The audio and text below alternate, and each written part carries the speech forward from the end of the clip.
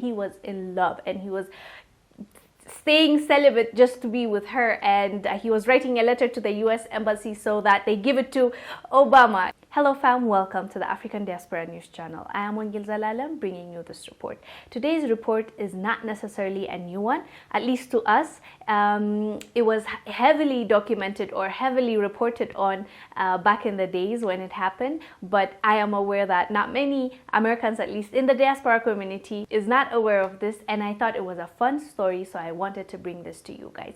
So there's this lawyer, a Kenyan lawyer, that wanted to marry Malia Obama.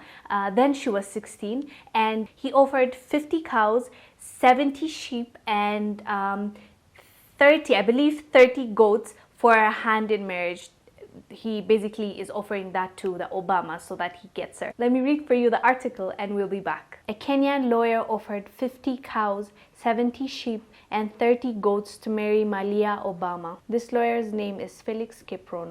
He said in an interview, "People might say I am after the family's money, which is not the case. My love is real." And to show his seriousness, Kiprono offered President Obama 50 cows, 70 sheep, and 30 goats to win his daughter's hand. From 2008, since he became aware of Malia Obama during her father's presidential campaign, Kiprono never considered being with anyone else apart from her. He said, "I got interested in her in 2008.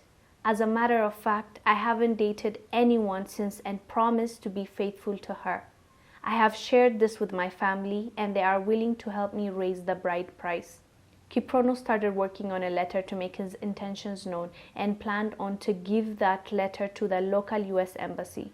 Learning that Obama would be visiting Kenya, his late father's home country, Kiprono hoped to put the offer of marriage to him during the visit, and even drafted a letter asking the president to bring Malia with him.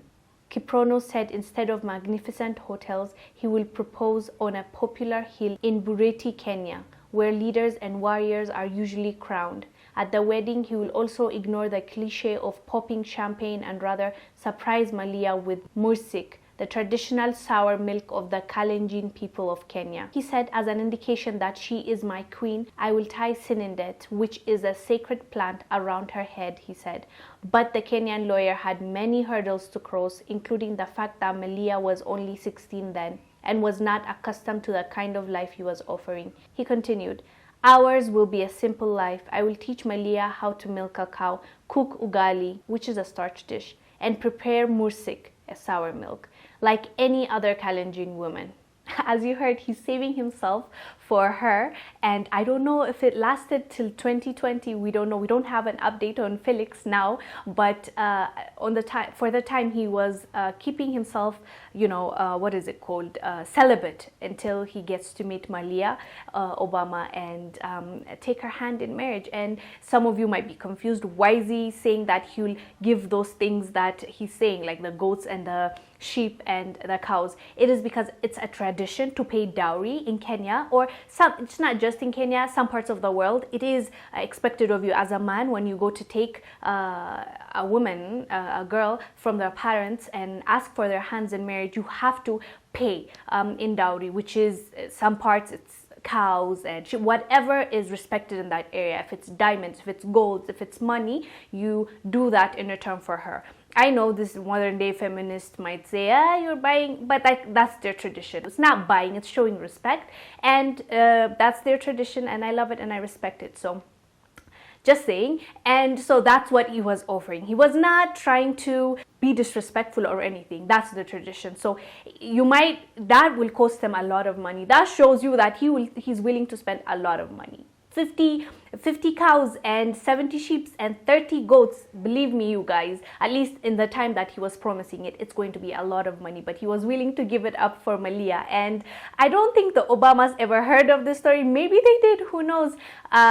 They might be flattered, but she was 16, so I'm sure they might have been creeped out as well. But that was a really fun story during that time.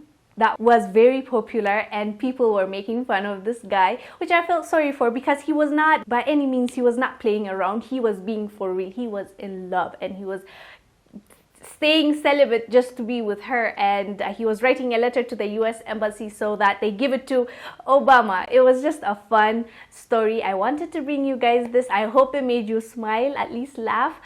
Do let us know down below what your thoughts are. Have you heard about this story back in the days, or this is new to you? If it's new to you, what did you think about this story? Let us know down below. I will see you on the next one. Bye.